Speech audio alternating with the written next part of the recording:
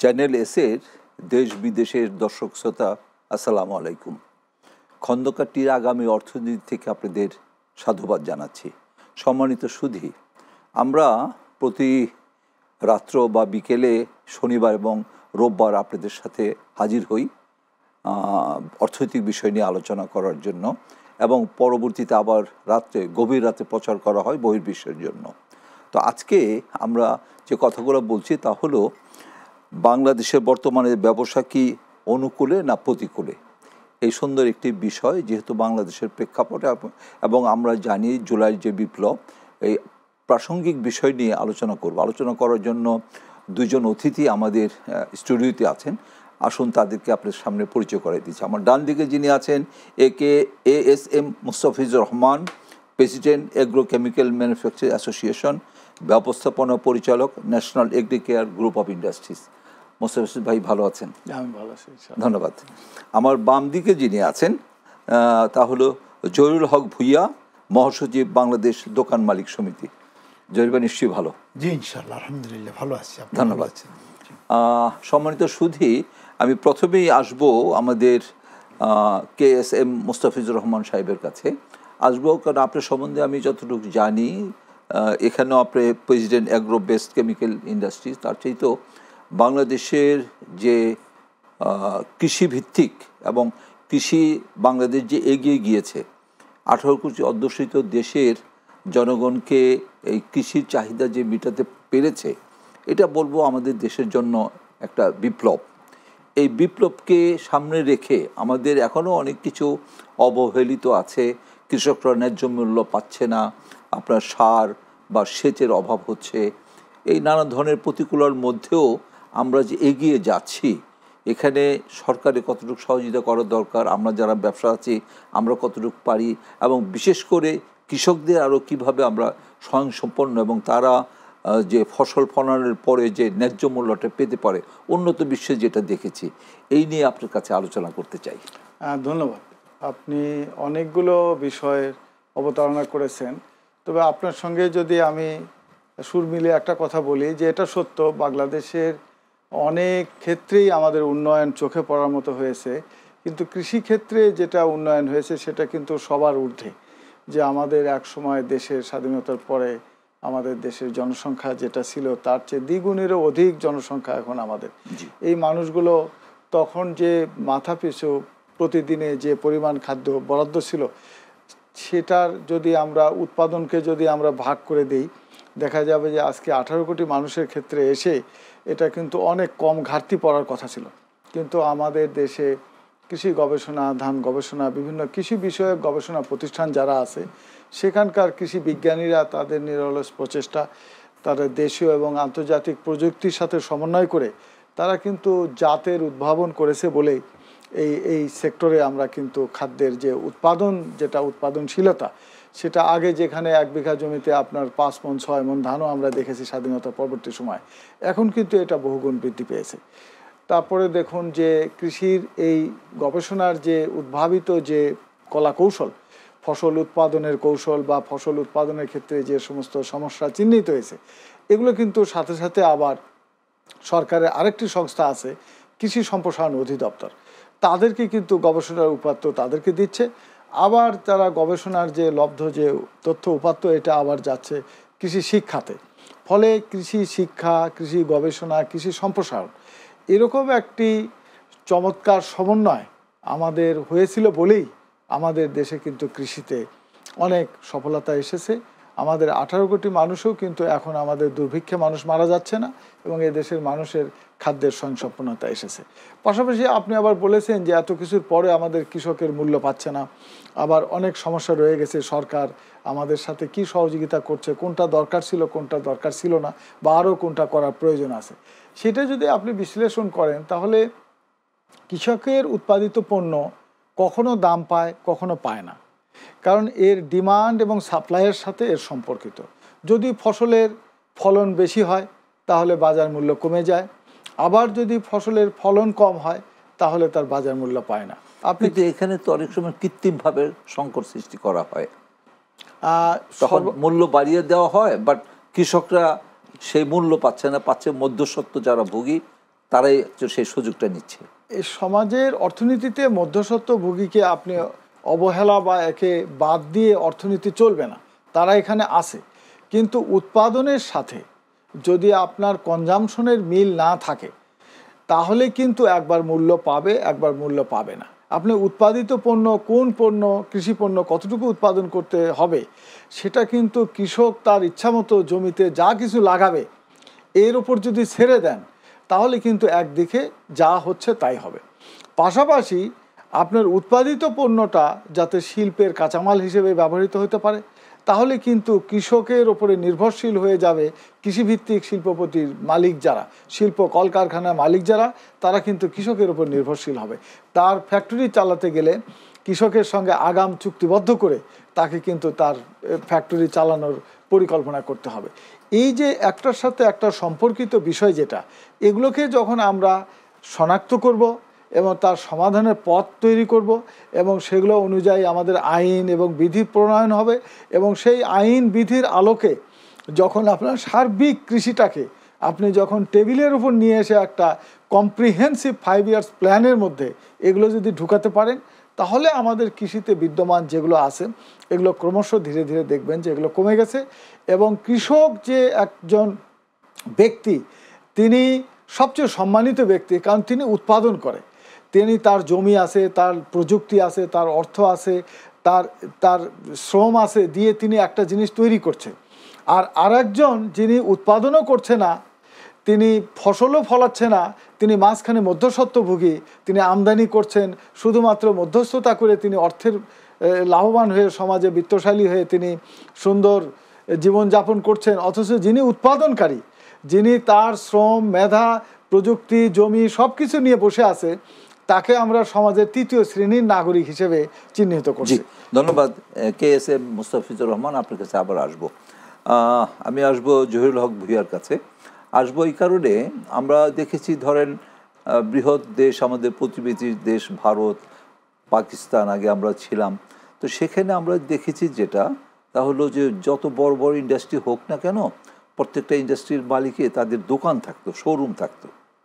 মানে তারা ওই দোকানদারদের চালিকা শক্তি মনে করতো এবং তাদের খুব মূল্যায়ন করতো। তো সেই ধরনের সেক্টরের সাথে আপনি জড়িত, যেটা বাংলাদেশ দোকান মালিক সমিতি, বিরাট একটা সংগঠন, তার আপনি মহাসচিব। তো আমি মনে করি আমাদের দেশের অর্থনৈতিক চালিকা শক্তি কিন্তু আপনারা। তো সুতরাং আপনারা এই দোকান যারা আছে, যারা ধরেন আমাদের প্রোডাক্ট যেটা প্রস্তুত হচ্ছে সেগুলোকে আপনারা বাজারজাত করছেন, অ্যাট দ্য সেম টাইম অনেকে ইম্পোর্ট করেও বাজারজাত করছে। তো আমি আপনাদের কাছে জানতে চাচ্ছি যে আমাদের দেশে অর্থনীতিকে আরও চাঙ্গা করার স্বার্থে অ্যাট দ্য সেম টাইম আমাদের এখানে যে ইয়াং এনার্জেটিক ছেলে মেয়েরা আছে তাদেরকে অনেককে আপনারা প্রোভাইড করছেন। দুই দিকে কিন্তু আপনারা আমাদের অর্থনীতির দিকে এবং বেকারত্ব দূর করার জন্য কাজ করছেন। তো এই যে কাজ করার স্বার্থে আপনাদের কি সমস্ত অসুবিধা হয় বা সুবিধা আছে, এবং এর মধ্যে আরও কোন কাজটা করলে বাংলাদেশের অর্থনীতির জন্য ভালো হবে? যে কথা বলেছিলাম যে বর্তমান বাংলাদেশ যে অবস্থা, তা অনুকূলে না প্রতিকূলে। ধন্যবাদ রুলেন ভাই আপনাকে, এবং সেই সাথে চ্যানেল এসের দর্শক শ্রোতা এবং কলা কৌশলী সকলকে আন্তরিক ধন্যবাদ। আমি প্রথমে বলতে চাই, আপনি বলেছিলেন যে আমরা একটি যেই সেক্টরকে প্রতিনিধিত্ব করি সেই সেক্টরটি হচ্ছে দোকান। তো আপনি জানেন যে, আপনি নিজেই বলেছেন যে আগে যারা ইন্ডাস্ট্রির মালিক ছিলেন তাদের প্রত্যেকেরই দোকান থাকতো, তারা তাদের উৎপাদিত পণ্য অথবা আমদানিকৃত পণ্য দোকানের মাধ্যমে বাজারজাত করতেন। আসলে আমি খুব সহজ করে যদি বলতে চাই, ধরেন আপনি একটা বড় মেহমানদারির আয়োজন করলেন, আপনি রান্নাবান্না সব কমপ্লিট করলেন, কিন্তু যদি খাদিমদার না থাকে, প্রত্যেকের পাতে পাতে এই খাওয়ার পৌঁছায় দেওয়ার জন্য যদি কোনো খাদিমদার না থাকে, তাহলে প্রত্যেকের পাতেই খাওয়ার যাবে না এবং এই খাওয়ার কনজিউম হবে না।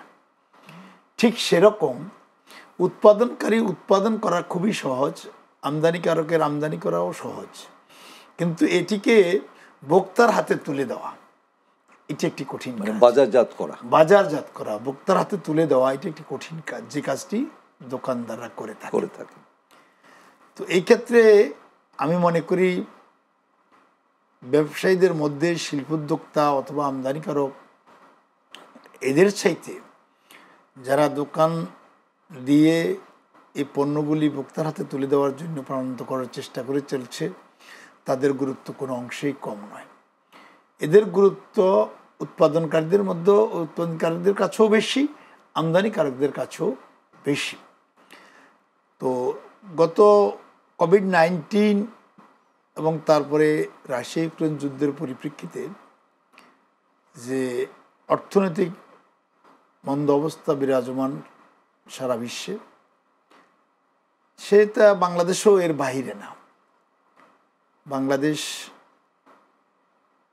আমরা এটাকে আরও কঠিনভাবে আমাদেরকে মোকাবেলা করতে হয়েছে, যার কারণ আমরা আসলে উন্নয়নশীল দেশের দিকে আমরা বলছিলাম এগুচ্ছি, তো এটা আমরা মুখোমুখি এগিয়েছি, কিন্তু কার্যত আমরা এখন বুঝতে পারছি যে আমরা আসলে উন্নয়নশীল দেশ পার হয়ে উন্নত দেশের দিকে আমরা কতটুকু এগোতে পেরেছিলাম সেটা এখন বোঝা যাচ্ছে। কারণ আমরা এখন দেখতে পাচ্ছি যে অর্থনীতি যদি বিশ্লেষণ করতে যাই, অর্থনীতিটা কি? এটি একটি সামাজিক বিজ্ঞান। এই সামাজিক বিজ্ঞান সম্পদের ব্যবহার, সুষম ব্যবহার এবং এর বিশ্লেষণ, ব্যবহার বিশ্লেষণ এবং এর বর্ণনা, এটাই নাম হচ্ছে অর্থনীতি। তো সেই অর্থনীতিটাকে সঠিকভাবে যদি পরিচালনা করতে আমরা ব্যর্থ হই, এটা কিন্তু অর্থনীতির দোষ না, দোষটা হচ্ছে যে আমরা যারা পরিচালনা করি তাদের। এই কঠিন সময়ে আমরা দেখতে পেয়েছি আমাদের উপরে যে ধরনের করের বোঝা ধাপে ধাপে বেড়ে যাচ্ছে। এই গত কয়েকদিনের মধ্যে আপনি দেখেছেন প্রায় শতাধিক পণ্যের উপরে ব্যাট, 42টা পণ্যের প্রতি, না প্রায় শতাধিক পণ্য, এটা 42টা বলছে, বেসিক্যালি আসলে প্রায় শতাধিক পণ্যের উপরেই ব্যাট আরোপ করা হয়েছে নতুন করে। এবং পূর্বে যেখানে 5% ছিল বা 7.5% ছিল, সেগুলিকে কোনো কোনো ক্ষেত্রে ডাবল করা হয়েছে। আবার ব্যাট বলতে আমরা যেটা বুঝি সেটা হচ্ছে যে ভ্যালু অ্যাডেড ট্যাক্স, ভ্যালু যতটুকু অ্যাড হবে তার উপরে ট্যাক্স হবে। এটা প্রথম থেকে আমরা বুঝে আসছি এইটুকু। যদিও ব্যাট প্রবর্তনকালে পাইকারি এবং খুচরা পর্যায়ে ব্যাটের কোনো থাকবে না, ব্যাট থাকবে না, এটাই 1991 সনে ব্যাট প্রবর্তনকালে বলা হয়েছিল। পরবর্তী পর্যায়ে দেখা গেল যে এই পাইকারি এবং খুচরা দুই পর্যায়ে কিন্তু ব্যাট আরোপ করা হয়েছে।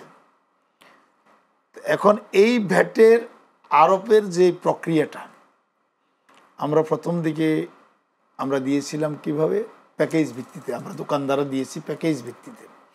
এই প্যাকেজ শুরু হয়েছিল 4200 টাকা দিয়ে, 4200 পরে 6000, 6000 পরে 9000, 9000 পরে 12000, 12000 পরে 14000, 14000 পরে এটি 28000 যখন উন্নীত হলো, এই মানুষ তার সক্ষমতার বাইরে চলে যাওয়ার পরিপ্রেক্ষিতে ভ্যাট দেওয়া বন্ধই করে দিল।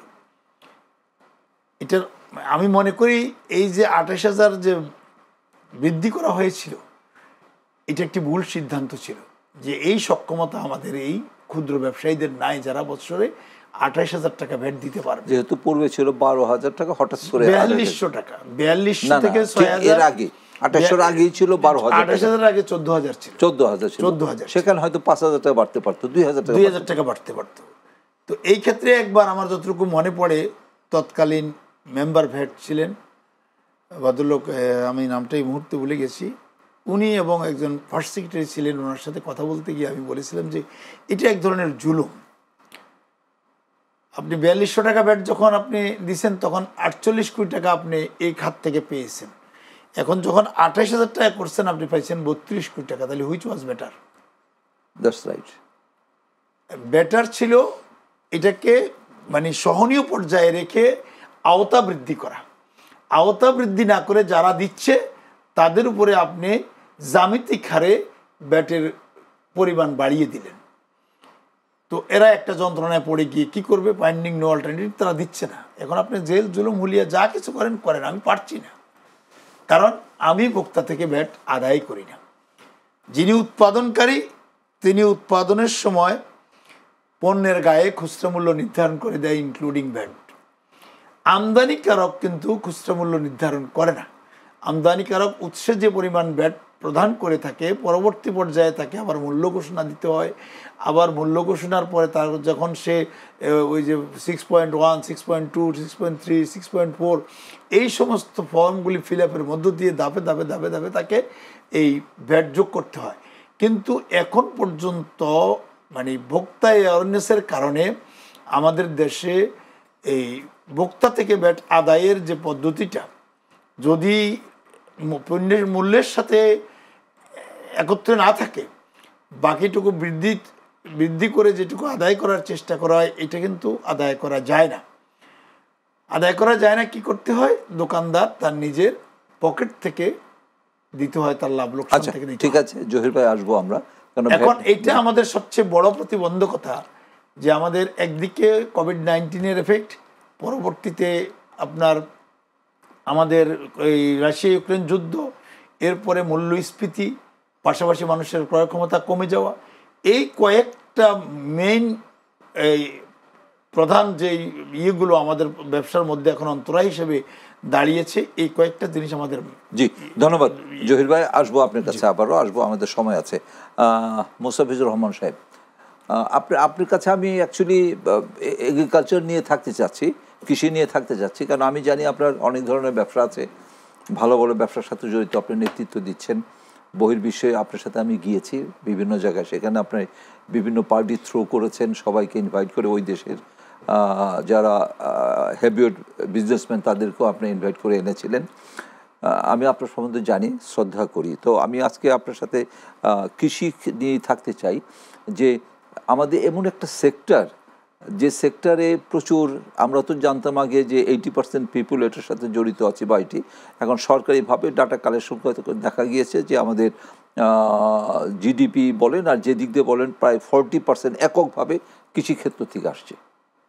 তো আমি এটা আপনার কাছে একটু জানতে চাবো যে আমাদের কিছু সুপারিশ, এবং আমরা যদি একটা পঞ্চবার্ষিক পরিকল্পনা করে আমরা এগোতে পারি, যেমন আপনার পেঁয়াজটা হঠাৎ করে দেখা যায় যে আমাদের এখানে যদি কোনো কারণে পেঁয়াজ উৎপন্ন বন্ধ হয়ে যায়, প্রতিবেশী ভারত তারা পেঁয়াজ হয় শুল্ক বাড়িয়ে দেয়, আর না হলে এক্সপোর্ট বন্ধ করে দেয়। তো এখন এরকম আরও অনেক কিছু হয়েছে, আরও অনেক পণ্য এরকম হয়েছে।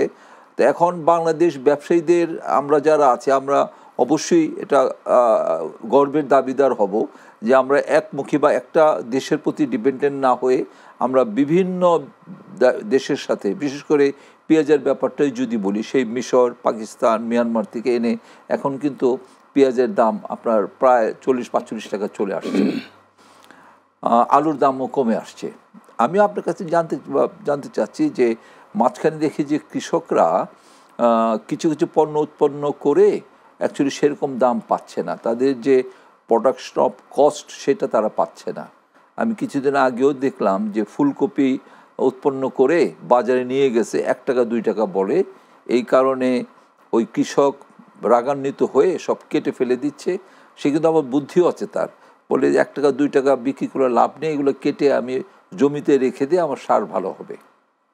তো এরকমটাকে বের হওয়ার জন্য আমাদের শুধু সরকারকে দোষারোপ না দিয়ে আমরা যারা ব্যবসা করি, আমাদের দায়িত্ব আছে যে এলাকায় যে কৃষিপণ্যটা উৎপন্ন বেশি হয় সেখানে যদি প্রিজারভেটিভ করা, সেখানে যদি আপনার কোল্ড স্টোরেজ করা, বা সেখানে যদি প্যাকেটজাত করে আমাদের লোকাল যে ডিমান্ড আছে পূরণ করে, অ্যাট দ্য সেম টাইম বহির্বিশ্বে যদি এক্সপোর্ট করতে পারি। অনেক কিছু প্রশ্ন আপনার কাছে করলাম, কারণ আপনি এই ব্যাপারে খুব পারদর্শী, একটু আমরা জানতে চাচ্ছি। না, ধন্যবাদ। আপনি যে বিষয়গুলো জানতে চাচ্ছেন, এটা যদি এক কথায় বলা, একটু বিস্তৃত করেই বলতে হবে। প্রথমত, আপনি যে সমস্ত ফসল আমাদের আমদানি করার কথা বলছেন, যে আমরা পেঁয়াজকে আমাদের আমদানি করতে হচ্ছে, আর অন্যান্য ফসল আছে, এটা আমাদের দেশে জমির পরিমাণ, যেটুকু আবাদি জমি আছে, আপনি যদি আবাদি জমি দেখেন এর 72% ধান ফলন করতে হচ্ছে, তাহলে বাকি 30% জমিও আমাদের থাকে না। 28% জমি, 28% জমিতে আমাদের নিত্য প্রয়োজনীয় কৃষি পণ্যের মধ্য থেকে সবগুলোই এখানে চাষ করতে হয়। তো এই অল্প পরিমাণ জমিতে আপনি যেগুলো চাষ করছেন তার মধ্যে ডাল জাতীয়, তেল জাতীয় এবং মশলা জাতীয় এই 3টা ফসল আমাদের কৃষক এখানে চাষ করতে পারছে না। কারণ কেন পারছে না? সে প্রথমে গুরুত্ব দেয় হলো আপনার তার ধানের চাষের প্রতি, তার পরবর্তীতে তার সে শাকসবজি, ফলমূল, তারপরে আপনার এর সাথে আসে হলো কিছু ইন্ডাস্ট্রিয়াল ক্রপ আছে, তামাক আছে, যেগুলো তামাকের ইন্ডাস্ট্রিয়ালরাই তাদেরকে উদ্বুদ্ধ করে, সুগার কেন আছে। এইভাবে আমাদের বিন্যস্ত হয়েছে। এখন যদি আপনি উপরে থেকে পুরো পরিকল্পনাটা যদি আপনি করেন তাহলে আপনার ধানের জমি কমাতে হবে। আমি 50% জমিতে যদি ধান আনতে পারি আর বাকি 50% জমিতে যদি আমি অন্য ফসল করতে পারি এবং সেই ফসলগুলোরও যদি উচ্চ ফলনশীল এবং হাইব্রিড যার প্রোডাকশন বর্তমানের চেয়ে 2 থেকে 3 গুণ বেশি, আর ধানের যে ফলন আমরা বর্তমানে যে 72% জমিকে যদি 50% আনতে চাই, শুধু 22% ধান বেশি ফলন হয় এরকম জাত দ্বারা প্রতিস্থাপন করলেই আপনি কিন্তু 50% জমিতেই কিন্তু ধানের চাষ দিয়ে পরিকল্পনা দরকার। এই পরিকল্পনা সরকারকে প্রথমে ওই জাত যেটা উচ্চ ফলনশীল জাত এবং হাইব্রিড এবং সুপার হাইব্রিড, এটা 50% জমিতে আমাকে নিয়ে আসতে হবে। তাহলে সুপার হাইব্রিড যদি নিয়ে আসি, আমার 72% জমিতে যে পরিমাণ ধান উৎপাদন হইতো 50%তে তার চেয়ে বেশি হবে, 2-4-5% বেশি হবে। তাহলে আমার কিন্তু ধানের চাহিদাতে কোনো ব্যত্যয় ঘটল না, আমি মাঝখান থেকে 22% জমি বেশি পেয়ে গেলাম। এখন এই 50% জমিতে আপনি কৃষকের ইচ্ছা মতো যদি ফসল ফলায় সেটা আপনার ওই একই অবস্থা দাঁড়াবে। আপনাকে এখানে জাত নির্ধারণ করে দিতে হবে, ক্রপিং জোন, যে কোন ফসল কোন মাটিতে কতটুকু করতে হবে সেটা সরকারকে বৃহত্তর পরিকল্পনায় একটা ম্যাপ করে দিতে হবে, এটা production map, cropping zone and cropping pattern. এটা যখন ঠিক করবে এবং আমাদের এই উৎপাদনের জন্য যে সমস্ত রাসায়নিকের ব্যবহার হয় সেই রাসায়নিকগুলো আমরা এখানে উৎপাদন করব এবং উন্নত প্রযুক্তি যেগুলো বহির্বিশ্বে উৎপাদন হয়েছে সেগুলোকে আমাদের দেশে আসার সুযোগ করে দিতে হবে, যার মধ্য দিয়ে আমার কৃষির উৎপাদনশীলতার দিক থেকে আমি স্বয়ংসম্পূর্ণ হব, স্বনির্ভর হব। এখন এটার বন্টন, বিতরণ এবং মূল্য, কিন্তু কৃষকরা তো বলছে তারা ঠিক মতো বীজই পাচ্ছে না। অনেক সময় বীজের ক্ষেত্রে এক এক বীজে এক এক রকম। আপনি যেমন আলুর বীজে আমাদের প্রায় 7.5 লক্ষ মেট্রিক টন লাগে, সেখানে আমাদের 1 লক্ষ মেট্রিক টন আমরা উৎপাদন করি, বাকিটা কৃষকের কাছে যায়। ধানের বীজের ক্ষেত্রে আপনার হাইব্রিড প্রাইভেট কোম্পানি এখানে হাইব্রিডটা তারা পুরোটাই তারা আসে, সামান্য কিছু আসে আপনার ধান গবেষণা কিছু করে, আর বিএডিসি অন্যান্য জাত যেটা ইনব্রিড রাইস বলে, এগুলো একটু কারিগরি আলোচনা, এগুলো আমাদের এইভাবে উৎপাদন হচ্ছে। আপনি যদি সার্বিকভাবে কৃষির সমস্যাকে চিহ্নিত করতে চান তাহলে প্রথমত আপনার এখানে প্রযুক্তিকে নিয়ে আসতে হবে। উন্নত দেশে আমরা যে রাসায়নিক সার আমরা ব্যবহার করি, নাইট্রোজেন, ফসফেট, পটাশ, আমরা ওই যে টিএসপি দিয়ে আমরা শুরু করেছি, ড্যাব দিয়ে শুরু করেছি, ইউরিয়া দিয়ে শুরু করেছি, এর বাহিরে অন্য দেশে কি রাসায়নিক সার তৈরি হয়েছে সেটা নিয়ে আমরা গবেষকরা, সম্প্রসারণ কর্মী অথবা সিভিল ব্যুরোক্রেটস আমরা কতখানি ভাবছি। আমি 2-3টা ফার্টিলাইজারের নাম বলি, যেমন ধরেন ন্যানো ইউরিয়া, 150 কেজি ইউরিয়ার পরিবর্তে 5 কেজি ইউরিয়া দিলে আপনার ওই ন্যানো ইউরিয়া ওটা রিপ্লেস করবে। আমাদের পার্শ্ববর্তী দেশ 20% মানে না 20% বলছেন কেন, 2000% কমে গেল। এ তো অনেকবার। ন্যানো ইউরিয়া যেটা সেটা 5 কেজি সমান 150 কেজি। আমাদের পার্শ্ববর্তী দেশ একটার যদি উদাহরণ দেই, ধরেন ভারত, সেখানে এবছরে তারা 36 লক্ষ মেট্রিক টন ইউরিয়া 25 সালে তারা উৎপাদন করবে না, ন্যানো ইউরিয়া তারা রিপ্লেস করবে। আচ্ছা, চায়নাতে একই অবস্থা। আপনি যদি ইউরোপে যান তারা 70% রাসায়নিক ফার্টিলাইজারের। আচ্ছা, একটু জানার জন্য ন্যানো ইউরিয়াটা কিভাবে আমরা উৎপন্ন করতে পারি? ন্যানো ইউরিয়া হলো, ন্যানো মানে ধরেন হলো লক্ষ ভাগের 1 ভাগ, ছোট। আপনি এই ইউরিয়াকেই তারা এত মাইক্রোনাইজ ফর্মে একটা ছোট করেছে যেটা একদম ফসলের ওই কোষে যে ওই পরিমাণই চাহিদা পূরণ করবে। আমি একটা বোঝার মতো একটা উদাহরণ দিই। ধরেন আমরা প্যারাসিটামল ট্যাবলেট আপনি খান একটা 500 মিলিগ্রাম, যখন ন্যানো প্যারাসিটামল হবে সেটা ধর হোমিওপ্যাথি ঔষধের যে একটা সুগার দানা এটা সমান হবে। আপনি জিহ্বার নিচে দিয়ে আপনার পানিও লাগবে না, খেতে পারবেন। এটা কিন্তু কল্পনা প্রসূত কোনো জিনিস না। এটা কিন্তু আমাদের দেশ থেকে আধা ঘন্টা ফ্লাইট নিয়ে যে দেশে যাওয়া যায় সেই দেশে এই প্রযুক্তি করেছে। আমাদের দেশ থেকে 2 ঘন্টায় যে বড় রাষ্ট্রে যাওয়া যায় সেই দেশ এটা করেছে। আমরা করতে পারছি না কেন? আমাদের প্রযুক্তিকে আপনি ধরুন একটা দেশের আপনার উন্নয়ন বলতে ব্যবসা বাণিজ্য শিল্প কলকারখানা দিয়েই উন্নয়ন একটা দেশের। এখন ব্যবসা বাণিজ্য শিল্প কলকারখানাকে সম্প্রসারণ করার কিসের দ্বারা ব্যবসা বাণিজ্য হয়? নিশ্চয়ই কোনো না কোনো মন্ত্রণালয় অধিদপ্তরের রেগুলেটরি নিয়ম কানুন মেনেই একটা ব্যবসা শুরু হয়। আজকে ভাই দোকান মালিক সমিতির বৃহত্তর সংগঠনের সভাপতি, উনি যে ওনার সংগঠনের একটা সাধারণ সদস্য যদি কোনো দোকান দেয় তাকে প্রথমে একটা ট্রেড লাইসেন্স নিতে হয়েছে। ট্রেড লাইসেন্সটা ওখানকার স্থানীয় একটু শর্ট করবো, বিজ্ঞাপন বিরতিতে যাব আমরা। আচ্ছা, আপনি বিজ্ঞাপন বিরতির পরে আমরা আসি। ধন্যবাদ। সুপ্রিয় দর্শক শ্রোতা, আমরা মুস্তাফিজ সাহেবের কথার মাঝখানে বন্ধ করতে হলো যেহেতু বিজ্ঞাপন বিরতিতে যেতে হবে। আপনারা কোথাও যাবেন না, আমরা অল্প সময়ের মধ্যে ফিরে আসছি।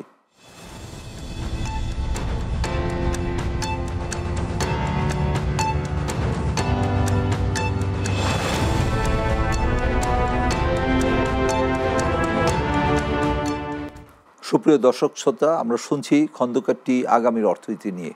এই অর্থনীতি নিয়ে আলোচনা আমরা করছিলাম 2 ব্যক্তিত্ব, জনাব মুস্তাফিজুর রহমান এবং জহিরুল হক ভূঁইয়া। আমি মুস্তাফিজ সাহেবের কাছে ছিলাম। আমি চাচ্ছি যে জহিরুল হক সাহেবের সাথে একটু আসতে চাচ্ছি, কেন আপনার কথাটাই উনি বলছিলেন যে দোকানদারদের যে কিভাবে আপনারা পরিচালিত করছেন। তো আমি আরেকটু জানতে চাচ্ছি, এবং আমার একটি প্রশ্ন যেটা তা হলো একটু অভিযোগের সুরিয়ে আপনার কাছে বলবো যে এখানে আমাদের অনেক ক্রেতা আছে যারা ক্রেতারা বলে থাকেন যে প্রথমে দোকানদারদের যে বা শোরুমে যে সুন্দর ব্যবহার আচরণ আমরা মুগ্ধ হয়ে যাই, আমাদের আতিথেয়তা করে, বাট কোনো কারণে যদি আমার জামাটা বা এটি ছোট বড় হয় বা পছন্দ হয় নাই, আমরা পরিবর্তন করতে গেলে তখন অন্য সুর শোনা যায় এবং সেইভাবে অতটা গুরুত্ব দেওয়া হয় না। তো এই ব্যাপারটা নিয়ে আপনারা কোনো মনিটরিং বা কাউন্সিলিং কোনো কিছু করেছেন কি না, বা কীভাবে ক্রেতারা মানে আপনার সেলস সার্ভিস যেটা বহির্বিশ্বে দেখে আসছি সেই জিনিসটা আমরা আরও কীভাবে পেতে পারি? ধন্যবাদ আপনাকে। আসলে বহির্বিশ্বের সাথে যদি বাংলাদেশের তুলনা আমরা করি তাহলে বহির্বিশ্ব প্রযুক্তিগত দিক থেকে তাদের জ্ঞান যতটা বৃদ্ধি হয়েছে, সে দেশের জনগণের জ্ঞান যতটা বৃদ্ধি পেয়েছে, আমাদের দেশে কিন্তু প্রযুক্তির অভাবে আমাদের লোকজনের জ্ঞান ততটা বৃদ্ধি পায়নি। আমরা এখনও অনেকটা সেকেলে রয়ে গেছি। অনেক অশিক্ষিত লোকজন আমরা দোকানদারি ব্যবসার সাথে জড়িত। যদিও বর্তমানে কিছু শিক্ষিত লোকজন আসছে, কিছু পরিবর্তন হচ্ছে না যে তা না। আমরা যদি হাদিসের দৃষ্টিকোণ থেকে বিবেচনা করি, আল্লাহ রাসূল বলেছেন যে একজন ক্রেতা কোনো দোকান থেকে যদি একটি পণ্য ক্রয় করেন নিজে পছন্দ করে, বাট বাড়িতে যাওয়ার পর তার আর এই পছন্দটা নাই, সে মনে করতেছে যে না আমার পছন্দটা ভুল হয়েছে, আমি এটা পুনরায় ফেরত দিয়ে আসি। এটা ফেরত দিতে আসার পর বিনা বাক্য বিনিময়ে যদি দোকানদার এটা ফেরত দিয়ে দেয়, তো আল্লাহ রাসূল তার জন্য অনেক বড় সুসংবাদ দিয়েছেন যে তার এই ব্যবসা হালাল এবং তার জন্য জান্নাত নিশ্চিত। আমরা সেই দিকগুলোর বিবেচনা খুব কম করি। তো আমাদের দেশের প্রেক্ষিতে আমি 2টা বড় ঘটনার কথা আপনাকে বলি। আমরা খুব ক্লোজলি মনিটরিং করি বিষয়গুলো। আমি 3টা ঘটনার বর্ণনা দিই, এটা সাক্ষী আমি। আমাদের সাবেক বিসিএ প্রেসিডেন্ট জসিম ভাই, ওনার ওয়াইফ গিয়েছিলেন গাউসিয়া মার্কেটে জামা কিনতে। জামা কিনে নিয়ে গেছেন, পরবর্তীতে ওনার জামাটা পছন্দ হয়নি, এটা ফেরত দিতে গিয়ে পর উনি সেখানে নাজেহাল হয়েছেন। তো ভাবি সাথে সাথে জসিম ভাইকে জানাইলেন যে তুমি কিসের ব্যবসায়ের নেতা হয়েছে যে আমাকে মার্কেটে এসে নাজেহাল হইতে হয়। উনি আমাদেরকে জানাইলেন, আমাকে এবং হেলাল ভাইকে জানাইলেন। আমরা তাৎক্ষণিকভাবে ওই দোকানের শাটার বন্ধ করে দিয়েছি। শাটার বন্ধ করে একদম। আচ্ছা, যে এই দোকান যতক্ষণ পর্যন্ত নিজেরা লিখিত আকারে কমিটির নিকট এটা অঙ্গীকার করবে যে আমরা ভবিষ্যতে কোনো কাস্টমারের সাথে দুর্ব্যবহার করব না, ততক্ষণ পর্যন্ত দোকান বন্ধ থাকবে। আচ্ছা, উনি তো এফবিসিসিআই সর্বোচ্চ সংগঠনের প্রেসিডেন্টের ওয়াইফ থেকে এই ফ্যাসিলিটিটা পেলেন, একজন সাধারণ ক্রেতা যদি এরপরে আরেকজন আসি। জি, ঠিক সেখানে ইস্টার্ন মল্লিকা মার্কেটে গিয়েছিলেন একজন ডাক্তারের স্ত্রী, উনি একজন চক্ষুরোগ বিশেষজ্ঞ, বারডেমের মানস কুমার গোস্বামী। জি, ওনার স্ত্রী সেখানে এরকম কিছু কেনাকাটা করেছিলেন। এই কেনাকাটা পরবর্তীতে পরিবর্তন করতে গিয়ে নাজেহাল হয়েছেন। ডাক্তার সাহেব দুর্ভাগ্য অথবা সৌভাগ্যক্রমে আমাদেরকে চিনেন। জি, উনি আমাদেরকে জানাচ্ছেন, আমরা এই ক্ষেত্রে একই কাজ করেছি। আরেকটি ঘটনা বলি আপনাকে।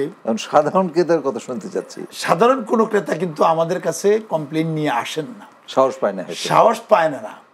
আমাদের কাছে পৌঁছার যে পদ্ধতিটা, জি, সে পদ্ধতিটা ওনার জানা থাকে না। আচ্ছা, এখানে তো যে দুইজনের কথা বললাম, এরা তো ধরেন আমাদেরকে কোনো না কোনোভাবে চিনেন বলে আমাদের কাছে কমপ্লেইনটা পৌঁছাতে পেরেছেন।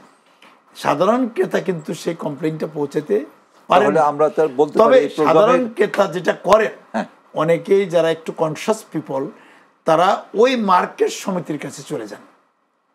সেই ক্ষেত্রে অনেক সময় তারা ন্যায় বিচার পান, কিছু কিছু ক্ষেত্রে ন্যায় বিচার পান না। একটু বলে দেন সাধারণ ক্রেতাদের উদ্দেশ্যে। যে আমি সাধারণ ক্রেতাদের উদ্দেশ্যে বলতে চাই, যদি আপনারা কোথাও এই ধরনের সমস্যার সম্মুখীন হন, তাহলে বাংলাদেশ দোকান মালিক সমিতির কেন্দ্রীয় নেতৃবৃন্দের কাছে আসতে হবে, এটার কোনো প্রয়োজন নাই। এই দেশের প্রত্যেকটি মার্কেট আমাদের সাথে সম্পৃক্ত, প্রতিটি মার্কেট বাংলাদেশ দোকান মালিক সমিতিতে নিবন্ধিত, তাদের অ্যাসোসিয়েশন, সেখানকার যে কমিটি আছে, স্থানীয় কমিটি যে রয়েছে, একজন এই আমাদের দারোয়ানের মধ্য দিয়ে সেই কমিটির বা সেই মার্কেটের অফিসে আপনারা যদি গিয়ে আপনাদের অভিযোগটা উত্থাপন করতে পারেন, নিশ্চয়ই সেখান থেকে আপনারা আপনাদের ন্যায় বিচার পাবেন, এটা আমি নিশ্চিত করে বলতে পারি। ধন্যবাদ। জি, এবং আরও একটি ঘটনার কথা বলি। আমাদের আব্দুল মান্নান ভূঁইয়া সাহেব, উনি আমাদের বাংলাদেশের অনেক পরিচিত রাজনৈতিক ব্যক্তিত্ব। তার পিএস বসুন্ধরা মার্কেট থেকে একটি মোবাইল ফোন কিনেছে। জি, অনেক দামি মোবাইল ফোন, 4-5 বছর আগের ঘটনা। এই মোবাইল ফোনটি ক্রয় করে বাড়িতে নিয়ে যাওয়ার পরে আর এই মোবাইল ফোনটি চলছে না, এটার কোনো ডিসপ্লে আসছে না। উনি এটা নিয়ে ফিরে গিয়েছেন, 2বার 3বার 4বার গেছেন, না ওনাকে সে ব্যাপারে কোনো গুরুত্বই দিচ্ছে না এবং এটা ফেরতও দিচ্ছে না। পরবর্তী পর্যায়ে উনি আমাকে টেলিফোন করলেন যে জহির ভাই, এরকম আমি আসলে আপনাকে জানাইতেই বিব্রত বোধ করতেছি, তবুও না বলে পারছি না। আমি 1,60,000 টাকা দিয়ে ফোনটা কিনেছি, বাড়িতে নেওয়ার পরে ডিসপ্লে নষ্ট হয়ে গেছে, এখন ফেরত দিতে আসছি, ফেরত দেয় না। তখন আমি কি করলাম, আমাদের তৎকালীন বসুন্ধরা মার্কেটের সভাপতি আমাদের হান্নান ভাই, জি, ওনার কাছে পাঠালাম। আমি বললাম, আপনি ওনাকে জানা আমার কথা বলেন। জহির ভাই পাঠাইছে। আলহামদুলিল্লাহ, হান্নান ভাই সাথে সাথে সেই দোকান থেকে এই মোবাইলটি পরিবর্তন করে দিয়েছে। তো আমি আশাবাদী যে যদি আমাদের পাশ পর্যন্ত অথবা আমাদের মার্কেটের যারা কমিটি রয়েছে তাদের কাছে এই অভিযোগটা যদি পৌঁছে, তাহলে ব্যবস্থা আমরা নিচ্ছি এবং আমাদের যারা ভোক্তা, সম্মানিত ক্রেতা সাধারণ, তারাও কিন্তু সুবিচার পাচ্ছে। আমি সকলকেই আহ্বান জানাবো, তারা যেন প্রত্যেকেই মার্কেট কমিটি অথবা ক্ষেত্র বিশেষে যদি আমাদের কারো কাছে মোবাইল নাম্বার থাকে, আমাদেরকে মোবাইল করলে আমরা ইনশাআল্লাহ ভাই আপনার কাছে আবারও আসবো।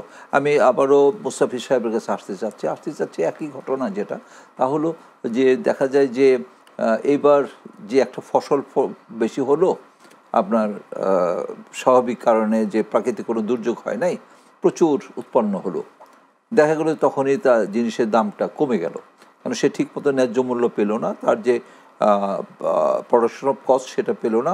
পরবর্তীতে সামনের বছর সে ওই ফসলটা আর ফলালো না, দেখা যায় সামনের বছর এটা ক্রাইসিস হয়।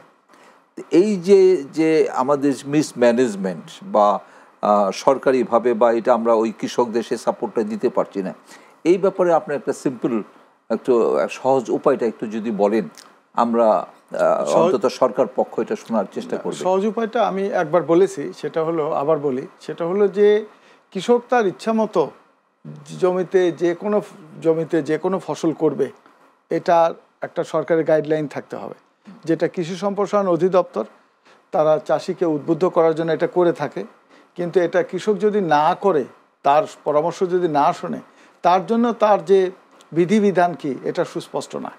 কিন্তু এটা মনে হবে যে তার গণতান্ত্রিক অধিকার, সে তার জমিতে যা খুশি তাই লাগাবে, এটা না। 18 কোটি মানুষের খাদ্যের জন্য এই জমিতে, যেটা ফসলযোগ্য যে জমি, চাষযোগ্য জমি, সেই জমিতে কৃষকের ইচ্ছা মতো। ভাই আমি বলেছিলাম আমাদের পাঠশালা পরিকল্পনা করে যদি সেভাবে এগোনো যেত এবং জিনিসটা প্রচার করা, সচেতন করা এবং সেভাবে একটা গাইডলাইন দেওয়া, যেটা স্থানীয় কৃষি অফিসাররা করে থাকে, এটা ভালো দেখি। এবং অনেক জায়গায় দেখছি যে আপনার জৈব সার যেটা বা প্রাকৃতিক সার, যেটা ধরেন কেঁচো দিয়ে বা গোবর দিয়ে যেটা করা হয় বা অন্যান্যভাবে যেটা করা হয়, এটা তো প্রাকৃতিক উপায়ে আপনার ফসফরাস বা অন্য চাইতে তো অনেক উপকার এগুলা। কেঁচো সারের মধ্যে যে সমস্ত রাসায়নিক গুণাগুণ আছে, আপনি জৈবই হোক আর অজৈবই হোক, তার ভেতরে ফসলের যে অত্যাবশ্যকীয় উপাদান, যেটা nitrogen, phosphate, potash, zinc, molybdenum, যে 16টা এলিমেন্ট যেটা যে পরিমাণে থাকা দরকার, সেটা আপনি জৈব থেকেই পান আর অজৈব থেকেই পান, সেটা থাকতে হবে। কেঁচো সারের মধ্যে যে পরিমাণ রাসায়নিক গুণাবলী আছে, এটা পর্যাপ্ত নয়। এগুলো আপনার পাশ্চাত্যের দেশে এই কেঁচো সারের সঙ্গে আরও বিলিয়ন বিলিয়ন ব্যাকটেরিয়াকে সংযুক্ত করে ফসলে যে মাটিতে যে রাসায়নিক সারের যে ফিক্সেশন হয়ে আছে, জি জি, সেই ফিক্সেশনকে ভেঙে ফেলে, ফসফরাসের ফিক্সেশন ভেঙে ফেলে, নাইট্রোজেন, জিঙ্ক, ফলে মাটিতে যে রাসায়নিক সার অব্যবহৃত রয়ে গেছে সেটাকে গ্রহণযোগ্য আকারে নিয়ে আসে। এটা হলো বিজ্ঞান এবং প্রযুক্তির ব্যবহার। আপনি যদি রাষ্ট্রকে ক্ষমতাশালী করতে চান, জি, তাহলে বিজ্ঞান, জ্ঞানের, প্রযুক্তি এগুলো ব্যবহার করতে হবে। আপনি যে ক্ষেত্রেই বলুন না কেন, কৃষিক্ষেত্রে বলেন, আপনি ধরুন আমাদের যে জ্বালানি ক্ষেত্রে যেটা বলেন, আমরা আমদানি করে নিয়ে আসতেছি, আমাদের দেশেই তো মিথেন গ্যাস। আমরা বলে আজকে আমাদের যে টপিকস তা হলো যে বর্তমানে যে প্রেক্ষাপট, এখানে ব্যবসা বান্ধব কিনা, ব্যবসা অনুকূলে না প্রতিকূলে। আমাদের দেশকে আমাদেরই সাজাতে হবে। কিন্তু প্রযুক্তি যেটা দরকার সেটা আপনার নাও থাকতে পারে। একটা ধনী দেশ আর গরিব দেশের মধ্যে অনেকগুলো কারণে পার্থক্য হতে পারে। একটা অন্যতম পার্থক্য হলো প্রযুক্তিগত জ্ঞান বিদ্যার অভাব রয়ে গেছে। আমাদের এই সমস্ত সেক্টরে জ্ঞান, বিজ্ঞান এবং প্রযুক্তির ব্যবহার করতে হবে। আজকে যেমন ধরুন সমুদ্রের নিচে গ্যাস আছে, তেল আছে, আমরা কি আহরণ করতে পারছি? আমাদের যেটা পেট্রোবাংলা, তারা কিছু করছে বিদেশি সায়েন্টিস্টদের সহযোগিতা নিয়ে। আমরা যেগুলো কূপ খনন করে এখান থেকে যে গ্যাস উত্তোলন করব বা এখান থেকে তেল উত্তোলন করব, অথবা আমাদের যে খনিজ যে আরও অন্য পদার্থ আছে, কয়লা আছে, আরও অনেক কিছুই থাকতে পারে, এটার জন্য যে বিনিয়োগ দরকার, অর্থ দরকার, প্রযুক্তি দরকার, তা আপনার অগ্রাধিকার খাত অনুযায়ী আমাদেরকে সাজাতে হবে। দেশটা আমাদের দেশের আইন কানুন বিধিবিধান এগুলো যখন প্রকৃত দেশপ্রেমিক রাজনৈতিক নেতা, জ্ঞান সমৃদ্ধ রাজনৈতিক নেতা যখন সংসদে যাবে, সংসদ কোনো সাধারণ ব্যক্তির জায়গা নয়। আপনি সেটা যখন ঠিক করবেন, তখন ওই ব্যক্তি যখন সঠিক ব্যুরোক্রেটসকে দিয়ে যখন দেশের কল্যাণে আইন প্রণয়ন করবে, আইনটা যখন পাশ হওয়ার পর জুডিশিয়ারিতে যাবে, জুডিশিয়ারি যারা বিচার বিভাগ, তারা আইনের আলোকে বিচার করবে এবং আইন প্রয়োগকারী সংস্থা সেই আইন যেটা করা হয়েছে দেশের স্বার্থে সেটার যথাযথ প্রয়োগ করবে। যখনই আপনি জ্ঞান, বিজ্ঞান, প্রযুক্তি এবং আইনের শাসন এবং অর্থনৈতিক ন্যায় বিচার এগুলোকে যখন আপনি সঠিকভাবে করবেন, তখন দেশ ধীরে ধীরে প্রত্যেকটা ক্ষেত্রে ঠিক হয়ে যাবে। আজকে এবার যারা সুশাসন, এবার যারা অর্থনীতিতে এবার যারা নোবেল পুরস্কার পেয়েছে, তারা গবেষণা করেছে যে আমাদের কমনওয়েলথ কান্ট্রিগুলোর মধ্যে যে সমস্ত দেশগুলো অর্থনীতিতে স্বয়ংসম্পূর্ণ হয়েছে আর যেগুলোতে হয় নাই, এর মধ্যে পার্থক্যটা কি ছিল। অনেক দেশ, ব্রিটিশ তো সারা পৃথিবী শাসন করেছে, কমনওয়েলথের মধ্যে অনেক দেশ রয়ে গেছে, 53টা দেশ, না 53। তা কমনওয়েলথ দেশগুলোর মধ্যে অনেক দেশ উন্নত সমৃদ্ধ হয়েছে। এশিয়ার মধ্যেই দেখা গেছে যে তারা ইনস্টিটিউশনগুলো, তারা প্রতিষ্ঠানগুলোকে আইনের দ্বারা শাসিত হয়েছে বলে সেই রাষ্ট্রগুলো অর্থনৈতিকভাবে স্বয়ংসম্পন্ন হয়েছে। যে সমস্ত দেশ করতে পারে নাই, তারা পিছিয়ে গেছে। আমাদের দেশে আমরা যে জায়গায় এগিয়েছি, সেখানে আমাদের গুড গভর্নেন্সের ছোঁয়া পড়েছে। যে জায়গায় আমরা এগোতে পারি নাই সেই জায়গাতে আমাদের গুড গভর্নেন্সের, আমাদের আইন বিধির আলোকে শাসিত হচ্ছে না, এখানে বৈষম্য হচ্ছে। বৈষম্যর দ্বারাই হলো আপনার অনিয়ম, অর্থনৈতিক অনিয়ম, এবং বৈষম্যের দ্বারাই হলো সমাজে কনফ্লিক্ট তৈরি হয় এবং মানুষ দরিদ্র হয়ে যায়। দারিদ্র্য বিমোচনের জন্য আপনার বিনিয়োগকে আকৃষ্ট করে দিলে, আইনের শাসন প্রতিষ্ঠা হলে, প্রকৃত গণতান্ত্রিক চর্চা যখন আসবে, দেশ ধীরে ধীরে স্বয়ংসম্পূর্ণ হয়ে যাবে। ধন্যবাদ আপনাকে। আমি আসবো আবারও জহিরুল হক ভূঁইয়ার কাছে আসবো, যে বর্তমান আমাদের দেশের যে অবস্থা, এটা কি ব্যবসার অনুকূলে না প্রতিকূলে? এবং প্রতিকূলে তো কিছুই অবশ্যই আছে, এটা আপনার কাছে জানবো। অনুকূলটা কিভাবে আনতে পারি, মানে আমরা শুধু সমালোচনা নয়, আমরা একটু আলোচনা করে একটু পরামর্শ দেওয়া, যেটা যেটা আমাদের ভবিষ্যৎ পরিকল্পনার জন্য সুবিধা হবে। ধন্যবাদ আপনাকে। আমি আপনার বর্তমান যে অর্থনৈতিক ব্যবস্থা, তাকে ব্যবসার অনুকূলে না প্রতিকূলে, এর এক কথা যদি জবাব দিতে যাই একজন দোকানদার হিসেবে, একজন ক্ষুদ্র ব্যবসায়ী হিসেবে, আমি এক কথায় বলবো যে বর্তমান অর্থনৈতিক যে ব্যবস্থা বিরাজমান বাংলাদেশে, সেটি ব্যবসায়ের অনুকূলে না, অনুকূলে না, প্রতিকূলে। প্রতিকূলে। আচ্ছা আচ্ছা। আমরা যারা ক্ষুদে ব্যবসায়ী, আমাদের এক ধরনের অর্থনৈতিক চিন্তা ভাবনা আছে, আর যারা শুধু রিসার্চ করেন, বই পুস্তক পড়াশোনা করে অর্থনীতি শিখেন, যারা আমাদের অর্থনীতির ক্ষেত্রে রেগুলেটরি বোর্ডই বলতে পারবো তাদেরকে, যে তারা রেগুলেটরি বোর্ডই অর্থনীতির নিয়ম কানুনগুলোকে যারা সুপারিশ করেন এবং সেটা বাস্তবায়নের জন্য কাজ করেন, তাদের সাথে আমাদের একটা পার্থক্য আছে। জি, তারা একভাবে অর্থনীতিকে চিন্তা করে, আমরা আরেকভাবে চিন্তা করি। আমরা সম্পূর্ণ নিরেট বাস্তবতার আলোকে, প্র্যাকটিক্যাল আপনাদের নিরেট বাস্তবতার আলোকে আমরা অর্থনীতিকে চিন্তা করি। আর তিনারা ওই যেটা বলবো, আমরা ব্যবহারিকভাবে চিন্তা করি, তিনারা লিখিত চিন্তা করেন। এটা হচ্ছে ওনাদের মধ্যে আমাদের মধ্যে ব্যবধান, বা তাত্ত্বিকভাবে চিন্তা করেন। তাত্ত্বিকভাবে চিন্তা করেন, এটা হচ্ছে আমাদের মধ্যে ওনাদের মধ্যে ব্যবধান। আমরা যেটা মনে করি যে আপনি সমগ্র ব্যবসায়ীরা, এদেশের সবচেয়ে অর্থনীতির সবচেয়ে বড় যোগানদার হলেন ব্যবসায়ীরা। 85% রাজস্বের যোগানদার হলেন ব্যবসায়ীরা, এবং এই এমপ্লয়মেন্ট জেনারেটের ক্ষেত্রেও ব্যবসায়ীরাই কিন্তু শীর্ষে, ক্ষুদ্র এবং মাঝারি উদ্যোক্তারাই শীর্ষে। তাইলে আপনাকে প্রথম গুরুত্ব দিতে হবে এদিকে। ব্যবসায়ীরা কিন্তু একটা সোনার ডিম পাড়া হাঁস। এটা যদি আপনি মনে করেন যে আমি এই ব্যবসায়ীদেরকে লালন পালন করব, প্রতিদিন সোনার ডিম খাবো, আপনি খেতে পারেন।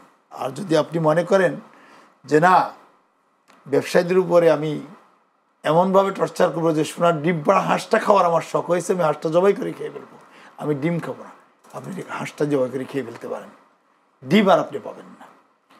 তো সেক্ষেত্রে বর্তমান যে অর্থনৈতিক ব্যবস্থা আমাদের এখানে চালু রয়েছে, এটি আমাদের সাথে কন্ট্রাডিক্টরি।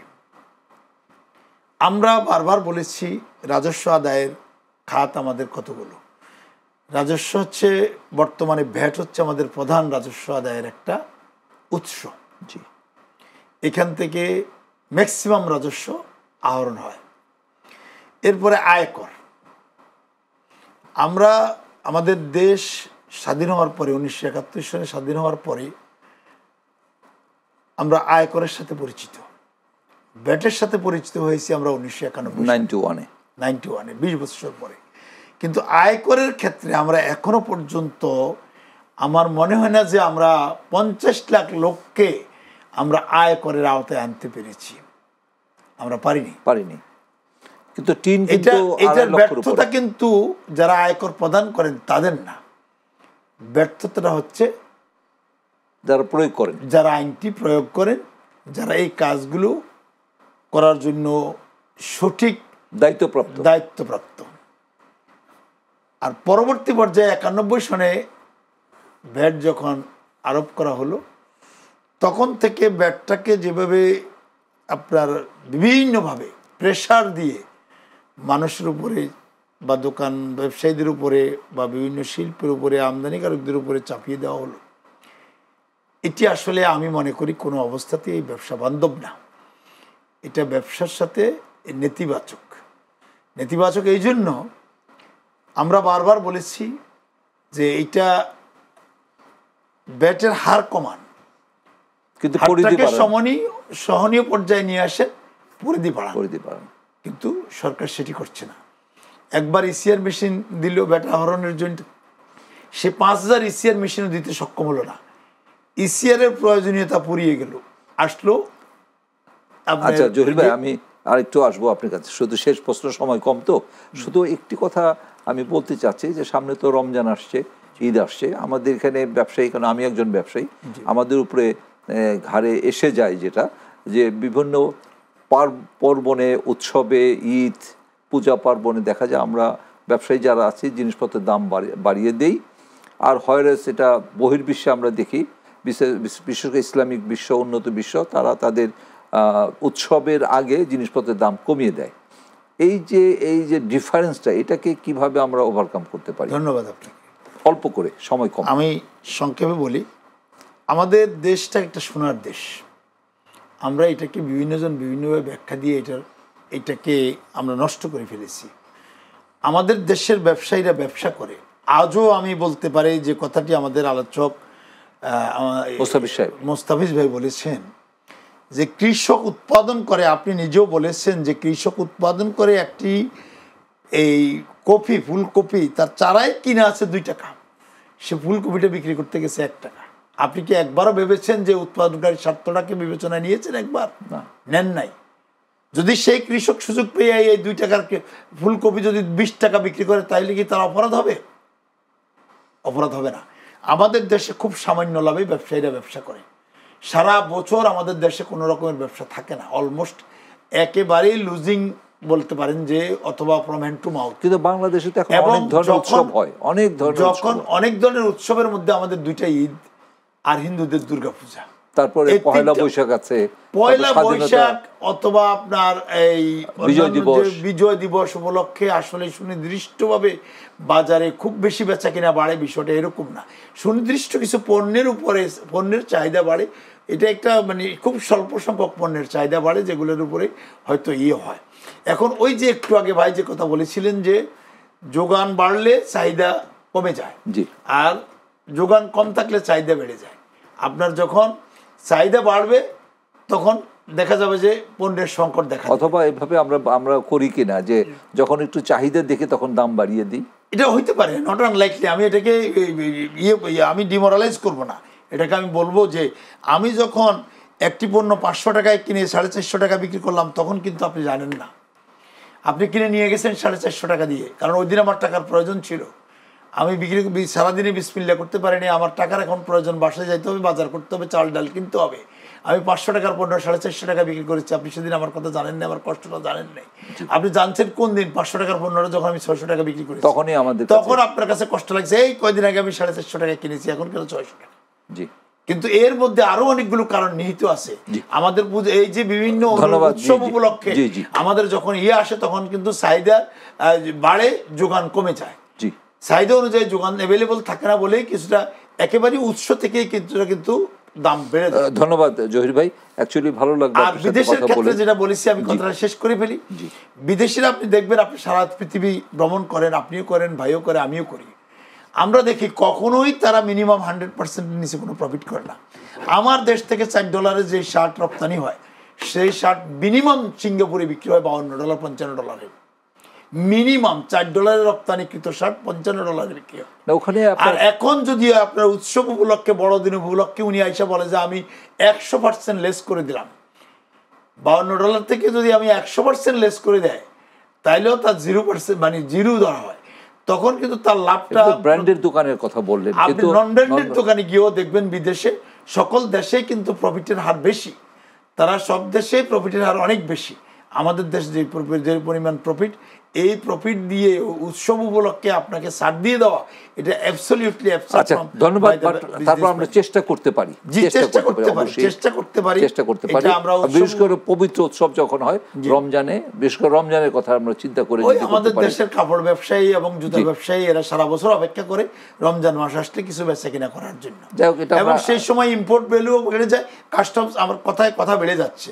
আপনার কাস্টমস কি করে যখন রমজান আসে, এই দেখা যাচ্ছে যে কেজি 700 টাকা, সারা বছর আমি মাল ছাড়াইলাম কেজি 700, যখনই আসলো কেজি 1200, আজকে 1200, কালকে 1400, পরশু দিন 1600, তাহলে আমার কষ্ট কিন্তু অটোমেটিক বাড়ছে। এই কথাটা কিন্তু আবার বক্তা জানছে না যে কাস্টমস আমাকে যেই ভ্যালু চার্জ করেছে আগে 700 টাকা, সেই ভ্যালু বর্তমানে 1400 টাকা চার্জ। ধন্যবাদ আপনাকে। আমি মুস্তাফিজ ভাইয়ের কাছে আসবো, শেষ প্রশ্ন আপনার কাছে।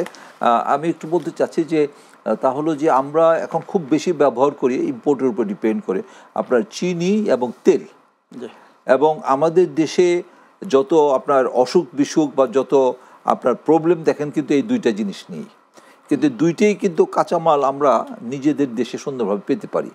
যেমন এই যে সুগার কেন বা ব্রাউন যে সুগার, যেটা এটা তো আমি মনে করি যে আমার স্বাস্থ্যের জন্য উপকার, আমার এনার্জির জন্য দরকার, তাই না? সেটা না করে আমরা কি আনছি? আমরা কেমিক্যাল আনছি, কেমিক্যাল লিকুইড হিসাবে এনে এখানে হোয়াইট করে আমরা চিনি বিক্রি করছি, বেশ দাম দিয়ে বিক্রি করছি। তো এইটা যেহেতু আমাদের কাঁচামালের উৎস আছে, আমাদের প্রচুর জমিতে আমরা ইক্ষু উৎপন্ন করতে পারি, আগে যেটা ছিল আমরা সুগার মিলে যেটা হতো, এটা কি কারণে হচ্ছে না এবং কিভাবে করা দরকার? আর দ্বিতীয়ত যেটা এই যে সয়াবিন জাতীয় তেল যেটা আনা হয়, নানান ধরনের পাম অয়েল আনা হয়, সেগুলাকে কিছুটা কমাই দিয়ে আমাদের এখানে চেষ্টা করা হচ্ছে আপনার সরিষার তেল। এবং আমি যেহেতু একজন হোটেলিয়ার, খাদ্য ব্যবসার সাথে জড়িত আছি, আমি দেখি যেখানে 5 কেজি সয়াবিন তেল লাগে, সেখানে যদি আমি 2 কেজি সরিষা তেল দিই, আমার আরও সুন্দর হয়ে যায়, খাবারটাও মজা হয়, স্বাস্থ্যসম্মত হয়। তা আমরা এই সরিষার তেলের প্রতি যদি আমাদের সরকারিভাবে, ব্যবসায়িক, আমরা প্রাইভেট সেক্টরে সমন্বিতভাবে আমাদের কৃষকদের বুঝিয়ে আমরা যদি সরিষার তেল বেশি উৎপন্ন করতে পারি সরিষার বীজ দিয়ে, এবং আমাদের ইক্ষুটাও সেভাবে ইয়েদেরকে দাদন বলে বাংলা ভাষায়, তাদেরকে ফিন্যান্স দিয়ে কৃষকদের কৃষি ইক্ষু উৎপন্ন করে যদি সুগার মিলগুলো চালু করা যায়, নতুন করে সুগার মিল তৈরি করা হয়, তাহলে তো আমি মনে হয় আমাদের দেশের জন্য, স্বাস্থ্যের জন্য ভালো, অর্থনৈতিকভাবে ভালো, এবং আমরা ভালো থাকবো। অল্প করে শেষ প্রশ্ন, আপনার সুগার কেন যেটা আমাদের দেশে যে আখ চাষ হচ্ছে, সেখানে আপনার 100 কেজি আখ থেকে আপনার 4 কেজি চিনি উৎপাদন হয়। জি, যেটা 6 কেজি পর্যন্ত ছিল, আমাদের দেশে অনেক ছিল। জি, যেটা অন্য দেশে এটা অনেক বেশি। আমাদের চিনির পরিমাণ হলো যেখানে 6% বা 4%, সেখানে অন্য দেশে এটা 15%-এর উপরে। আমরা কিভাবে আপনি যদি সেই জাতের এবং এক্সট্রাকশন, মানে ওখান থেকে যে আহরণ করা এবং জাতের পরিবর্তন করা, এটা আমাদের দেশে হয় নাই। সেটা হলো কি, যে আপনি যেমন ব্রাজিলে যদি যান, হ্যাঁ, ওই জাতকে প্রতিস্থাপন করতে হবে।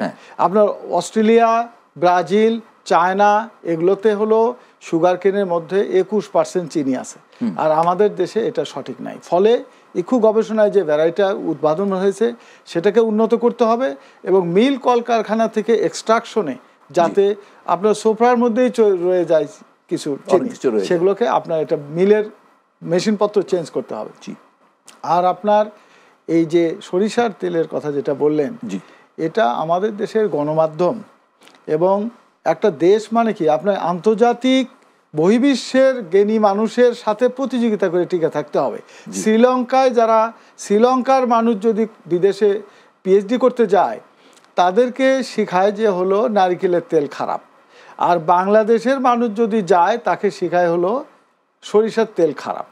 এই যে জ্ঞান বিজ্ঞানের যে, এটা একটু হালকা কথা হয়ে গেল কিন্তু সত্য। আপনাকে সবার দেশের জন্য দায়িত্ব আছে। আপনি গণমাধ্যম, আপনি তো মানুষের মত পরিবর্তন করতে পারেন। আপনি যদি রাষ্ট্রযন্ত্রের বাহিরে যদি আপনি 2 জন ব্যক্তি রাখেন, একটা আন্তর্জাতিক রাজনীতি এবং আপনার গণমাধ্যম, এটা খুব ইম্পর্টেন্ট। আমাদের গণমাধ্যমকে একটা ভূমিকা আছে দেশের জন্য কাজ করা। আপনি না জেনে না বুঝে যদি ছাপায় দেন যে আপনার সরিষার তেল ভালো না, নারকেলের তেল ভালো না, আপনার সয়াবিন তেল ভালো, তাহলে আপনার তো আমদানি নির্ভর হতেই হবে। আর যে জমিতে সরিষার উৎপাদন আপনার কতটুকু হচ্ছে, আর অন্য দেশের উৎপাদনশীলতা কত, যারা এটা নিয়ে গবেষণা করছে, যারা সম্প্রসারণ করছে, তাদেরকে বুঝতে হবে। জি, ধন্যবাদ জনাব মুস্তাফিজুর রহমান, আপনার সুন্দর বক্তব্য। অবশ্য সময় থাকলে আপনার কথা আমরা শুনতে পারতাম, আমরা অনেক রিচ হতাম, জানতে পারতাম। আপনাকে ধন্যবাদ। পরবর্তীতে আপনার কাছে কোনো এক সময় আমরা আবার জেনে নেব। জনাব জহুরুল হক ভূঁইয়া, আপনাকেও ধন্যবাদ। সুপ্রিয় দর্শক শ্রোতা, আমরা খন্দকার টিয়া আগামীর অর্থনীতি আমরা শুনলাম দুই ব্যক্তিত্বের কথা। প্রকৃতপক্ষে যারা প্র্যাকটিক্যাল বা বাস্তব যে কথাগুলো, সেটা দুই ব্যক্তির কাছে আমরা শুনলাম। আমরা শুনে যদি আমি মনে করি সরকারি পর্যায়ে যারা আছেন নীতি নির্ধারণ, তারা যদি এটাকে প্রয়োগ করে, এবং যারা আমরা ব্যবসার সাথে জড়িত আছি আমরাও যদি এটাকে মেনে চলতে পারি, অ্যাট দ্য সেম টাইম আমরা যারা দর্শক শ্রোতা আছি আমাদের মধ্যেও যদি সেরকম কিছু সহনশীলতা বা কিছু সচেতনতা বা অ্যাওয়ারনেস বৃদ্ধি করে আমরা যদি এগোতে পারি, কারণ দেশটা আমাদের এবং আমরা দেশকে ভালোবাসি, এবং দেশকে ভালোবাসা ঈমানের অঙ্গ, সেই দিকে চিন্তা করে যদি আমরা চলতে পারি, তবেই আমি মনে করি যে খন্দকার টির আগামী অর্থনীতি নিয়ে যে প্রোগ্রাম হচ্ছে, এই প্রোগ্রাম সাকসেসফুল হবে। এবং আমরা প্রতি শনিবার এবং রবিবার আপনাদের ঠিক রাত্র 8টা থেকে 9টার মধ্যে আসি, এবং এটা আবার পুনঃপ্রচার করা হয় গভীর রাতে বহির্বিশ্বের জন্য। সম্মানিত সুধী, আপনাদের নিরন্তর ধন্যবাদ জানিয়ে শেষ করছি। আসসালামু আলাইকুম।